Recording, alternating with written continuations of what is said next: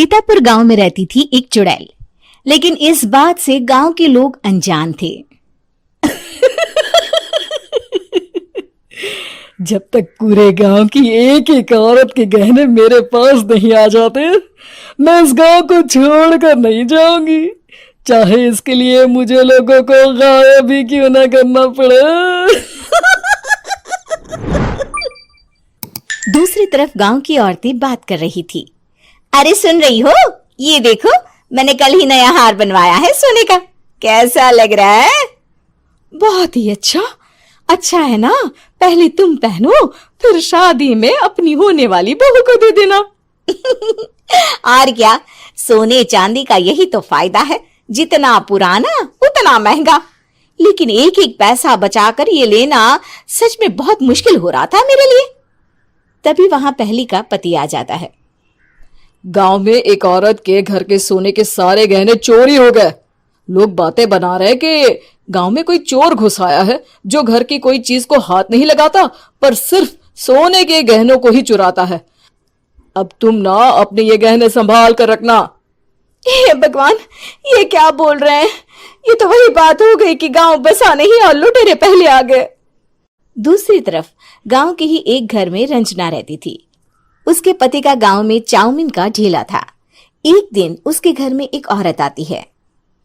अरे रंजना, तो गांव में नहीं है तो सोचा तुम्हें बता दूं। गांव में बात चल रही है कि गांव में एक चोर घुस आया है जो घरों के सोने के गहने चुरा लेता है। अरे मैं तो सिर्फ ये कान की छोटी सी बाली ही सोने की पहनती हूँ, बाकी गहने तो मैंने गांव के बैंक में लाकर रखे हैं। ये क्या होता है? ना बाबा ना, हमारे गांव की औरतें तो गहने अपने पास ही रखती है। जब कहीं जाना हो तो बस अलमारी से गहने निकालो और पहन लो। दूसरी तरफ एक औरत हाथ में टोटके वाली छोटी सी गुड़िया लेकर घर में चली आती है। अरे कोई है?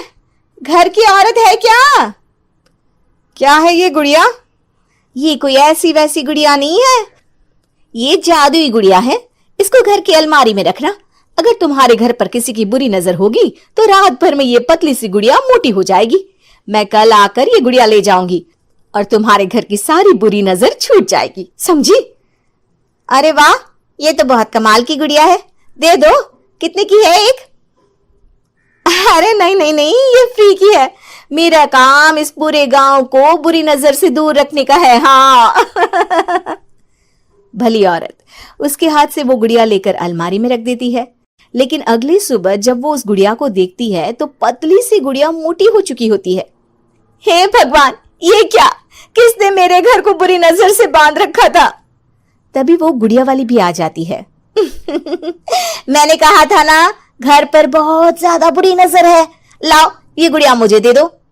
औरत वो गुड़िया उठाकर उसे दे देती है।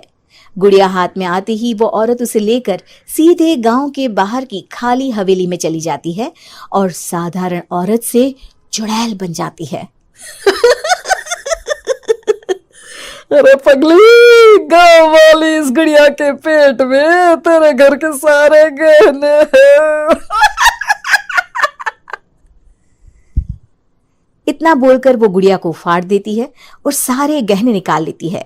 वहीं दूसरी तरफ, हे भगवान, मेरे घर के सारे गहने चोरी हो गए। उस औरत के घर के आसपास लोगों का जमावड़ा हो जाता है और लोग बातें करने लगते हैं। लो जी, ये भी घर गया। पता नहीं कौन चोर है जो इतनी होशियारी से गहने चुरा लेता है। कुछ समझ में नहीं आ रहा कि कौन है। लोग तो घर से कहीं जाते भी नहीं है, न ताला लगे न घर खाली हो, फिर भी रातों रात गहने चोरी हो जाते हैं। अरे हम तो कहते हैं लोगों को बारी बारी चौकीदारी करनी चाहिए, चोर को तो पूरे गांव वाले मिलकर पकड़ ही लेंगे। लोग बारी बारी घरों की चौकीदारी भी करते हैं, लेकिन चोरी होने का सिलसिला रुकता ही नहीं। फिर एक दिन रंजना के पड़ोस से भी रोने की आवाज आती है। अरे आज ही घर की बुरी नजर उतरी और आज ही सारे गहने भी चोरी हो गए। कैसी बुरी नजर? क्या हुआ था? तभी वहां उस औरत का पति भी आ जाता है जिसके घर में गहनों की चोरी हुई थी। हाँ, मेरी बीवी ने भी किसी गुड़िया को घर में बुरी नजर उतारने के लिए रखा था, लेकिन अगले दिन गहने चोरी हो गए। अब रंजना को कुछ कुछ बात समझ में आ जाती है। वो गांव वालों से कहती है, देखिए अब आप लोग चिंता ना करें, जल्द ही चोर पकड़ा जाएगा। उस नजर उतारने वाली गुड़िया को आज मेरे घर कोई भेज देना। फिर क्या था, चुड़ैल को लोग रंजना के घर भेजते हैं। पहली बार देखा है कोई खुद लुटने को तैयार बैठा है। तो तू है जिसे घर की बुरी नजर उतारनी है? ये ले गुड़िया, ये सुबह तक मोटी हो गई तो समझो तुमको और तुम्हारे घर वालों को नजर लगी है। हाँ हाँ, मैंने काफी सुना है। तुम ये गुड़िया मेरे घर छोड़ देना। अरे क्यों नहीं, कल सुबह आऊंगी जब गुड़िया तुम्हारे घर की सारी बुरी नजर लेकर मोटी हो जाएगी, ठीक है? अब क्या था, रात को रंजना ने पूरी नजर गुड़िया पर रखी।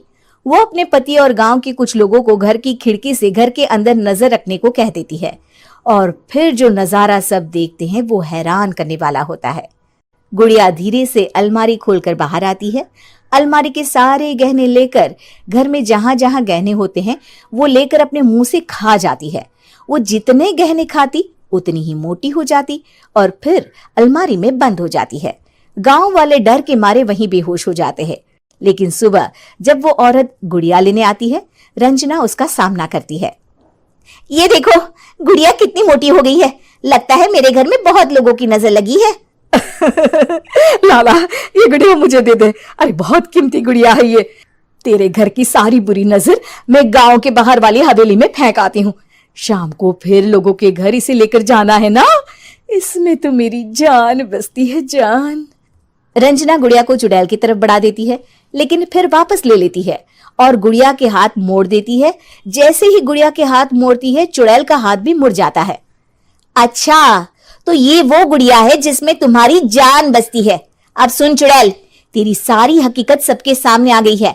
या तो गांव वालों के गहने लौटा दे, नहीं तो मैं इस गुड़िया की गर्दन मोड़ दूंगी।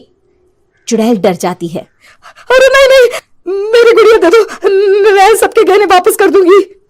ठीक है, अब भी जा और सबके सारे गहने वापस कर। चल निकल यहां से। चुड़ैल सबके गहने लौटाकर रंजना के पास आती है। ला दे मेरी गुड़िया रंजना, इसके अंदर के गहने निकाल ले, लेकिन गुड़िया वापस दे दे। लेकिन रंजना जानती थी कि जैसे ही गुड़िया चुड़ैल को देगी उसकी शक्ति वापस आ जाएगी। चुड़ैल, तू तो चुड़ैल ही रहेगी, ये मैं जानती हूँ। अरे नहीं नहीं नहीं, मैं गांव छोड़कर चली जाऊंगी, किसी को परेशान नहीं करूंगी, वादा करती हूँ मैं। लेकिन रंजना उसकी एक बात नहीं सुनती और गुड़िया का सर उसके शरीर से अलग कर देती है। चुड़ैल सर अलग होते ही गायब हो जाती है। गांव वाले रंजना के साहस और बुद्धि की खूब प्रशंसा करते हैं।